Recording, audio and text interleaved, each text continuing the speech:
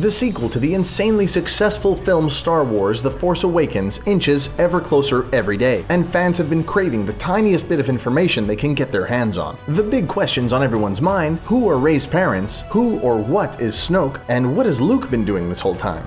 You will find out soon enough. While we won't have those answers until the film actually comes out, there are some bits of information that we are privy to that we can't wait to share with you. Here are CBR's 10 things you need to know about Star Wars Episode 8, The Last Jedi. Rest assured, there's no story spoilers here, but if you want to go in completely blind, then well, what are you doing here? So why not give us a like for being one with the Force, and don't forget to subscribe to our channel to stay up to date with everything CBR, no matter what galaxy you're from. Be careful not to choke on your aspirations, Director.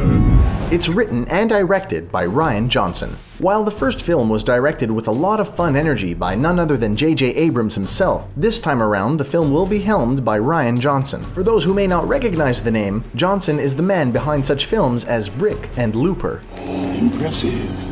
He also did some of the best episodes for Breaking Bad. Johnson is a director who knows how to capture character moments, especially when they're at their ultimate low. Most impressive.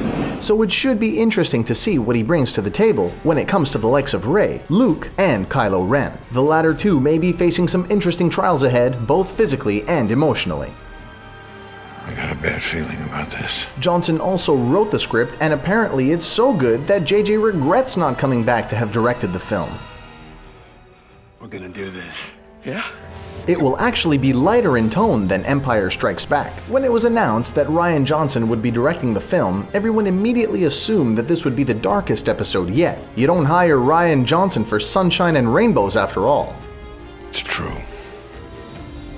All of it. Well, contrary to popular opinion, Johnson himself stated that the film would be a lot lighter and more fun than people thought it'd be, stating that he wanted the film to not only be a blast, but also a fun ride. Which is a welcome sigh of relief, as fans who thought The Force Awakens was a bit similar to A New Hope, they can rest easy knowing that when it comes to the new film's tone, The Last Jedi won't be copying the pre-established formula. Despite the fun tone that's being promised, don't go in thinking it'll be completely lighthearted. Even you have never faced such a test.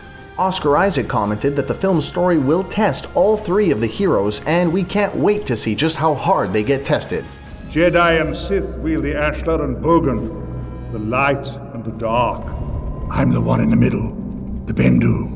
Grey Jedi? One of the dominant themes of the new Star Wars canon thus far has been the concept of the middle, not being affiliated with any particular side of the Force. We've seen this primarily in the animated TV show Star Wars Rebels, which saw characters like Ahsoka Tano reject her Jedi ways, I am no Jedi, and the Bendu, who is adamantly neither dark or light. He is the one in the middle, who can make a mark on the greater galaxy. The show also brought in Force Owls, also known as convos, and they've been known to attach themselves to beings that lurk around the gray middle ground. It's been suggested that these birds will be present in The Last Jedi and be featured hanging around with Luke. He was training a new generation of Jedi. An apprentice turned against him, destroyed it all. Luke felt responsible. He just walked away from everything. Due to Luke's Jedi ways failing him in the Academy slaughter, it's not so crazy as to believe that Luke has aligned himself in the middle of the Force, rejecting both light and dark sides, in favor of something a little more neutral and maybe even radical. It's quite possible then that Luke is indeed the last Jedi in the traditional sense, and that Rey will be the beginning of something new. General, count me in. I'm with you too. The cast will return. We all knew that Rey, Finn, and Poe would return, along with the sinister Kylo Ren. Oh no. But what about all the other characters we met along the way? To put it plainly, just about everyone is coming back for the sequel. This includes characters like Maz Kanata and Captain Phasma, who will hopefully be given more to do this time around. Not to mention General Hux, the angry rival to Kylo Ren himself. How capable are your soldiers, General? I won't have you question my method. Also returning will be Supreme Leader Snoke, who won't be a motion capture being this time around. One of the main backlashes in The Force Awakens was the use of CGI technology for characters that could have been portrayed with puppets, costumes, or prosthetics. And it looks like Lucasfilm heard these complaints and decided to make Snoke a large puppet, much like Admiral Akbar this time around. That's right, Akbar's a puppet. It's a trap! As well as part of the Resistance and newcomers, Benicio del Toro and Kelly Marie Tran in unknown roles. The new Jedi will rise. Old Jedi will likely be back. Here's a big one for you. Frank Oz will reprise his role as the very wise and powerful Yoda, who lives on as a Force ghost. This comes as no big surprise to those who've already overanalyzed every frame and article out there on The Force Awakens and learned that Frank Oz was already in that film, during Rey's flashback scene. In that moment, if fans listen carefully, they can make out Oz telling Rey that the energy of the Force surrounds us and binds us.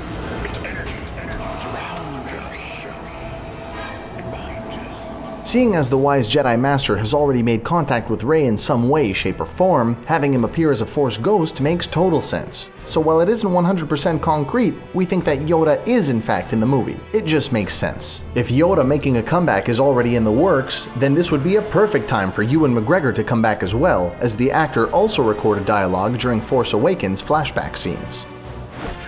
That's one hell of a pilot! New vehicles will make their debut. We think everyone agrees that while it was really nice to see X-Wings and TIE Fighters on the big screen again when The Force Awakens came out, not being able to see much in the way of new ship designs was a bit of a letdown. One thing the prequels did right was innovation in that regard, so it should be welcome news to hear that the film will be introducing some new ship designs for us to fanboy over. Of these vehicles to set their debut in Episode 8, the Gorilla Walker sounds the most interesting. You can let out a sigh of relief knowing that Gorilla Walker isn't its official name. Its power to create problems has certainly been confirmed. We do know, however, that they'll be akin to the AT-ATs and the AT-ACTs from Rogue One, only much, much larger. Can we expect another crazy war scene in the 8th episode? We certainly hope so. Along with the walkers, word that Kylo Ren having a new ship is also making the rounds, which may be a new TIE fighter instead of a more traditional shuttle, which leaves us guessing as to how good Kylo really is behind the wheel of one of these new machines. Chewie, we're home. Returning planets. One of the fun things about watching Star Wars films is seeing all the cool locations. While the prequels decided to increase the CGI backgrounds as each film went on, it's great to see that Disney brings back on-set location filming with Force Awakens and Rogue One. In The Last Jedi, we may be returning yet again to some familiar turf. Of the 3 planets said to return, we can possibly expect to see the return of Tatooine, Endor, and Mustafar. You will never find a more wretched hive of scum and villainy. Tatooine makes sense to us for storytelling purposes. The exiled Luke Skywalker's return home would indeed be powerful and moving to see. Endor, however, leaves a lot of questions as to why and how it will return. Most interestingly, though, is the mention of Mustafar, which is the lava planet featured in Revenge of the Sith and briefly seen again in Rogue One, which now houses Vader's castle. Doug Chiang, production designer on Rogue One, stated that the castle's conception may indeed be featured in other material should the story call for it. Perhaps this is where Snoke or the Knights of Ren are based. It'd make sense to us knowing that Kylo is seriously fanboying over his grandfather, so why not set up shop in Vader's old living quarters? The only thing that's certain is that Rey will be spending a lot of her time with Luke, which means a lot of Irish shoots are in store for them as Planet Ahch-To was filmed at Skellig Michael in Force Awakens. May the Force be with you.